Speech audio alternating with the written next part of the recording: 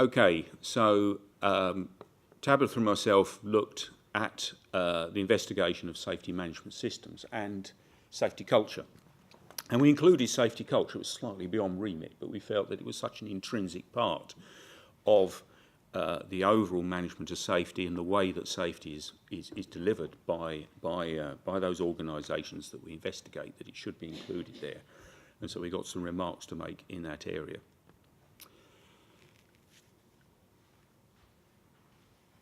One of the things I wanted to do was to try and extract some numbers. This is an area that is, as I think today is illustrated, is very qualitative in nature.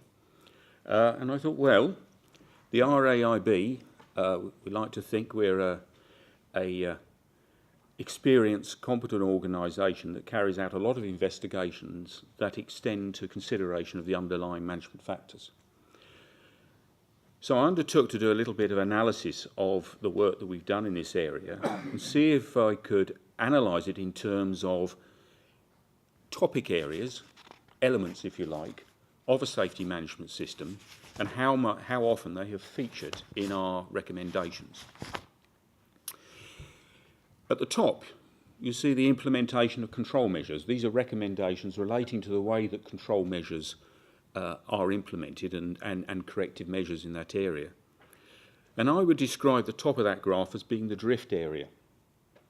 The reason you see so much of it is that very often what we find is a drift from the intention of the plan, so to speak. Not all drift is bad. I think, and I've already just talked about adapting to circumstances, but so often we find unintended and undesirable drift away from process systems and that features quite a number of times in our recommendations. I'm not going to go through the graph in detail. You can read it for yourself in the report. But third from the bottom, you see safety culture. Just 3 recommendations relating to safety culture. And I would describe this area as being the dark matter of our investigations. And what I'm trying to express here is how difficult it is for an investigator. We're a public investigator. We publish reports. We have very high levels of evidence. How difficult it is, we find, to evidence safety culture as a factor in the cause of an accident. However, I must warn you here, there is an issue of terminology, because you see halfway up the graph quite a number of cases where the reporting of investigation and analysis of incidents is a factor. So there is some overlap, but in terms of pure safety culture, that is what I would describe the attitudes and behaviours within the organisation, very rarely leads to recommendations. We find it difficult to evidence. We also find it quite difficult to make recommendations in this area. And I'd like to do some more work in this area because I think there's more work to be done by investigators. It links to this issue of how you measure safety culture, how you evaluate it. It's difficult enough in a steady-state circumstance. It can be very difficult following an accident. The immediate aftermath of an accident, it can be very, very difficult to get reliably measure and evidence the impact of safety culture on the accident. So I think there's quite a mismatch there between the number of times that we have referred to safety culture as a specific topic in our recommendations and the general perception in this room that safety culture is an important area in the management of safety. This diagram here is an attempt to provide a very simple model of the way in which we approach the investigation of safety management systems and safety culture. We're not auditors. We start from one place and always from one place, an accident, or it could be a near miss or a precursor event, because I must stress here, we also investigate non-accidents. Fortunately, I'm happy to say there aren't enough major accidents on the UK railways to keep us busy in that respect. We believe that some of the most important learning comes from near misses and precursor events. So that's the top level. And then, of course, we look for the immediate cause. Sometimes that can be difficult. Normally we know that the moment we arrive on site and look at the circumstances, sometimes before. Immediate cause can be very straightforward. And under that, a whole range of causal factors. These may relate to equipment failure, unsafe actions, unsafe conditions. I think we're all familiar with the classic techniques of causal analysis. And below that, we move into the organisational factors. Here's quite an overlap with earlier presentations and earlier papers.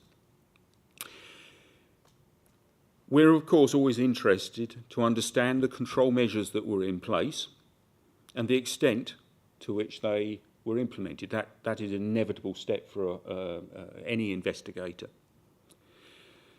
But, of course, we need to go much further than that. Where we detect the absence or the inadequacy of control measures, we then want to understand a little bit more about it, and that takes us very quickly into the area of safety management system assurance. The extent to which the non-compliance or the absence of control measures was understood by the safety management team, or by the management team, I should say, and had been detected by the safety management system. So we'll look at issues such as monitoring, review and audit.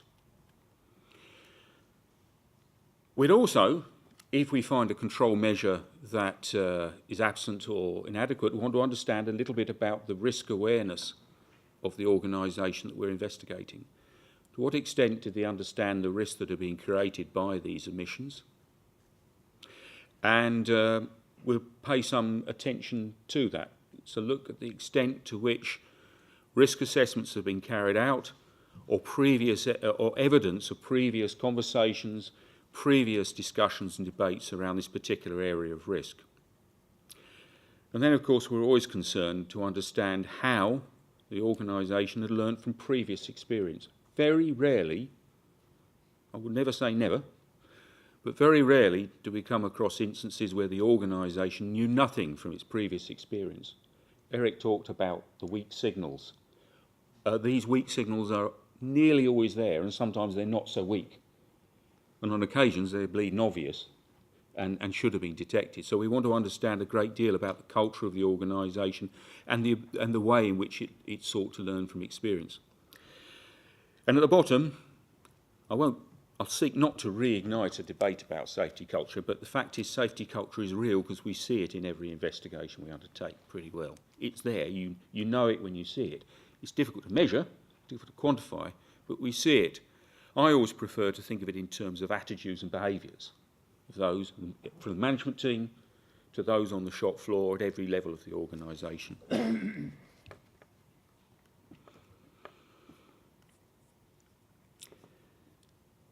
This is a simplification, but I think simplifications help me, because I'm a relatively simple soul. And it doesn't fit on the slide. There are actually 5 points there. So, technological standard, it's a challenge there. It was fine on my copy. So, in fact, when looking at a safety management system, we've concluded there's five key questions. Firstly, what were the relevant control measures? How are they defined in the SMS? How are they documented? How are they understood and applied in practice? To what extent were the hazards and risks understood? And what were the mechanisms in place to review the efficacy of the safety management system? How did the organisation learn from previous experience and then use that experience to improve its safety management arrangements? And, the dark matter on this slide, how did the prevalent attitudes and behaviours within the organisation contribute to the accident or incident? And for each of those questions, I think there are indicators. These are indicators that the SMS was likely to have been a factor in the causation of the accident. Clearly, evidence of drift, control measures that are absent or inadequate, hazards that had not been identified, the organisation that had not recognised that its control measures are deficient or had failed to detect non-compliance with its safety systems, organisations that have not learnt lessons from previous experience or have not taken previous learning into account, or safety cultures that have created the conditions that allowed the accident to occur. We don't often encounter safety cultures which could be described as encouraging an accident, I should hope not, but very often you see permissive regimes that have developed whereby accidents are able to occur. So the conclusions presented in our paper, I'll summarise as you can see most of the words there. First one is about scope.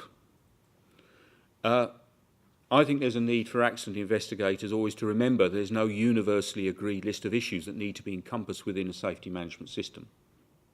But there's plenty of good thinking out there, and I think standards in aviation, maritime, rail are helping us to reach a common position on that. Will we ever reach total commonality? I'm not sure. I'm not even sure it's desirable. I think safety management, the scope of safety management systems and the way they are implemented will vary according to culture and national frameworks. The next 2 points are really about the role of investigators. And I often have to explain that to those who we investigate or to others who expect more from us than we can deliver. We're not auditors. We don't go to look at a safety management system to assess the quality of the entire safety management system. That's not for us, that's for others. Our job is to look very closely at the circumstances of a particular accident. And if we apply classic techniques of causal analysis, of which there are many, but if we apply those classic techniques, it will always take us, if we're doing our job as investigators, it will take us very quickly to the underlying management factors. And that will take us into the network of relationships and processes and systems that form the safety management system. And increasingly we encounter the safety management system as we get to the bottom of the causal diagram. Causal analysis, to be worthwhile, needs to be deep enough to consider the role of the indirect and less obvious organisational factors. And investigators need to explore the extent to which hazards and risks were properly understood before the accident occurred.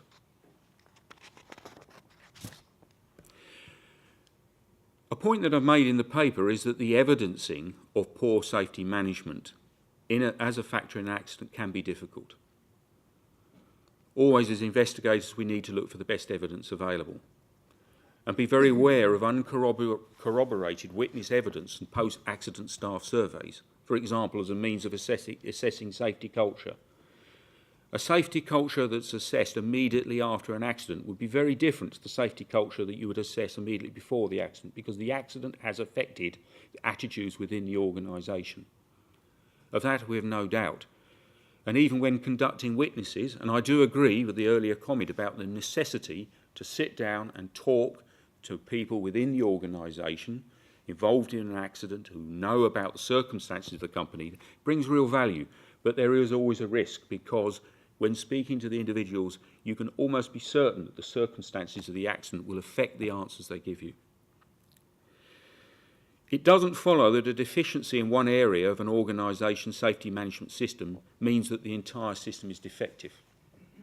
And it's very important as investigators, exaggerated claims about the quality and robustness and resilience of a safety management system.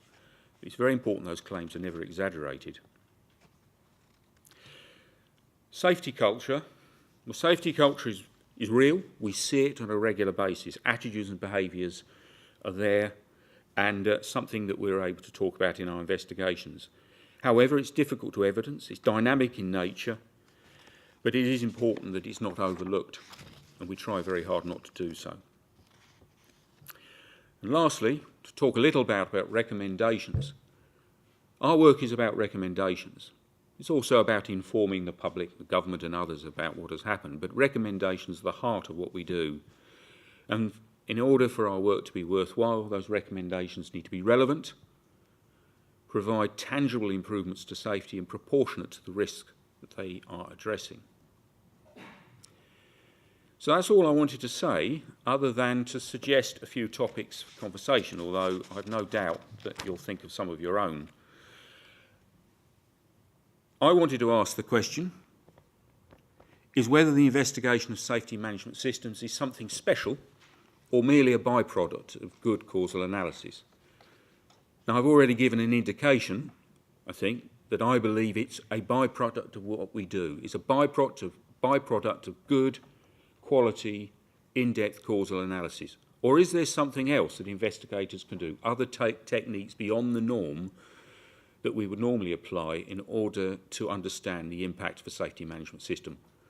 Safety management factors, where should we look for the evidence? And how can the impact of safety culture on a particular accident best be assessed? And as part of that, I always ask the question of how you avoid the risk of subjectivity when assessing safety culture. And we've already touched on this, the difficulty of measuring it and evaluating safety culture. How do investigators avoid a risk of being too wise after the event? It's very easy, particularly in areas of safety culture and safety management system, to backfit an explanation based on the characters of the leadership, safety management team. And we have to be very careful of this, being too wise after the event and backfitting explanations in order to understand the cause of the accident. And lastly, how do we as investigators ensure we have the competence to understand and explore underlying management factors? So that's all I wanted to say at this stage.